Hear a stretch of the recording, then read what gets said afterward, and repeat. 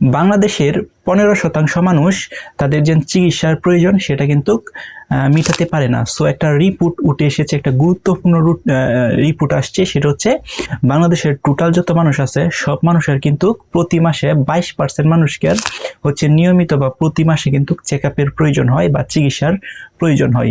সেখান থেকে 15%, 22%-এর মধ্যে 15%-ই মিটাইতে পারে না, আর বাকি যেন আছে 7%, এই 7% মানুষ কোনোভাবে তাদের যে চিকিৎসার প্রয়োজনীয়তা আছে সেটা মিটাতে পারে। এখন নাও কোয়েশ্চেন হচ্ছে কেন বাংলাদেশের মানুষ হচ্ছে 15% মানুষ তাদের চিকিৎসার প্রয়োজন মিটাতে পারে না? কারণ সেটা হচ্ছে বাংলাদেশের যে স্বাস্থ্য ব্যবস্থা আছে সেখানে যে প্রথম যে রিজনটা আছে সেটা হচ্ছে হসপিটাল বা হাসপাতাল, অর্থাৎ জেলা ভিত্তিক। বাংলাদেশের প্রত্যেকটা জেলা ভিত্তিক কিন্তু একটা করে হসপিটাল এবং বা হাসপাতাল যাই বলেন না কেন একটা করে আছে।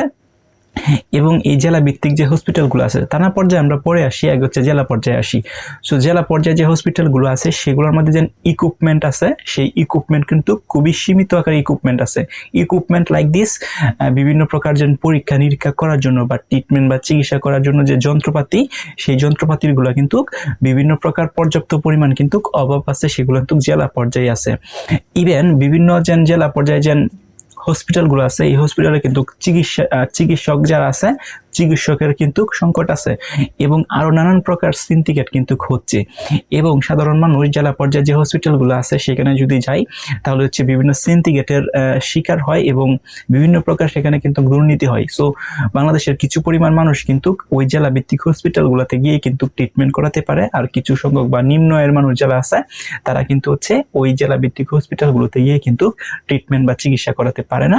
এটার রিজনটা হচ্ছে বাংলাদেশের জনসংখ্যা যে হারে বাড়তেছে এবং বাংলাদেশের জনসংখ্যার অনুসারে কিন্তু একটা জেলা ভিত্তিক যে হসপিটালগুলো থাকবে ওই হসপিটালে কিন্তু একটা নির্দিষ্ট অ্যামাউন্টের হচ্ছে ভর্তির সিট থাকে। সেটা হতে পারে 300 শয্যায় হসপিটাল, 400, 500 শয্যা হসপিটাল খুবই কমে আছে জেলা ভিত্তিক যেগুলো আছে।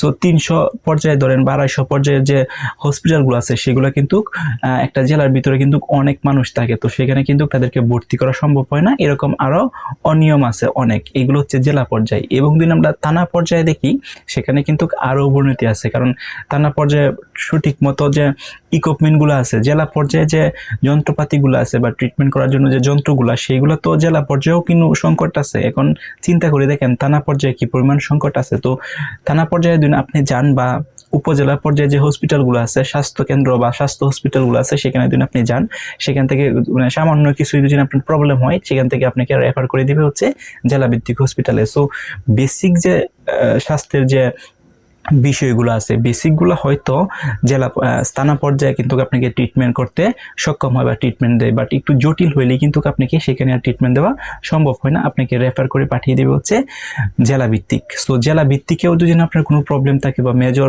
বড় ধরনের কোনো প্রবলেম হয় সেখান থেকেও কিন্তু অনেক সময় আপনাকে বিভাগ ভিত্তিক বা ঢাকা মেডিকেল কলেজ বা এরকম সেরা যে মেডিকেল কলেজগুলো আছে সেখানে কিন্তু আপনাকে রেফার করে পাঠিয়ে দেয়। সো বাংলাদেশের যে স্বাস্থ্য কার্ডটা আছে এই স্বাস্থ্য কার্ডটা কিন্তু অমনভাবে এখন পর্যন্ত কিন্তু ডেভেলপ হয় না, কারণ বাংলাদেশের স্বাস্থ্য কিন্তু বা চিকিৎসা কিন্তু একটা হচ্ছে মৌলিক অধিকার। সাধারণ মানুষের চিকিৎসা কিন্তু একটা মৌলিক অধিকার, এই মৌলিক অধিকার কিন্তু পাচ্ছে না সাধারণ মানুষ, এবং এই মৌলিক অধিকারের কারণে কিন্তু প্রতি বছর অনেক মানুষ কিন্তু মারা যাচ্ছে শুধুমাত্র চিকিৎসার অভাবে। সো এই যে যারা চিকিৎসা করাতে না পারে বা চিকিৎসা না করানোর অভাবে কিন্তু অনেক রোগী কিন্তু মারা যাচ্ছে।